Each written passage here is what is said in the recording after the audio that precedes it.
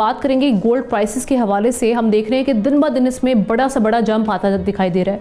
दुनिया में बढ़ती कशीदगी है, जंगी खदशात और इस वक्त अनसर्टनिटी की जो सिचुएशन है उसने गोल्ड को सबसे महफूज सरमाया बना दिया। यूरोप और अमेरिका के दरमियान तनाव, मिडिल ईस्ट में अमरीकी बहरी जहाज़ की आमद और आबनाए हरमज़ में ईरानी मशकों ने मार्केट को हिला कर रख दी है।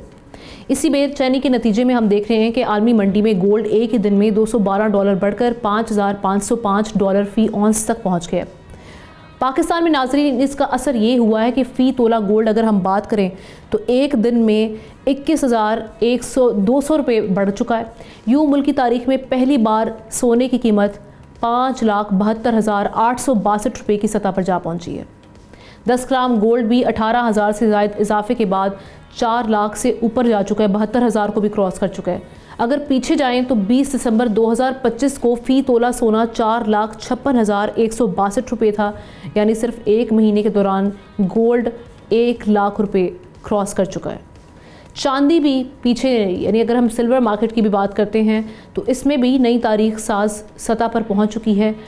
डी डॉलराइजेशन, डॉलर की कमज़ोरी और सेंट्रल बैंक की अंधाधुंध खरीदारी इस तेज़ी की बड़ी वजूहात बताई जा रही हैं।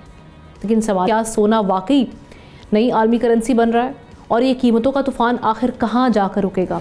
और इस वक्त जो गोल्ड या सिल्वर में इन्वेस्ट करना चाहते हैं, चूँकि हम देख रहे हैं जितनी तेज़ी से इसमें जंप आ रहा है और अभी जो आलमी मार्केट चल रही है, आलमी हालात चल रहे हैं, उसको देखते हुए ऑब्वियसली ये एक महफूज सरमायाकारी इस वक्त समझी जा रही है। आप इसमें जाके सरमाए अपने महफूज कर सकते हैं।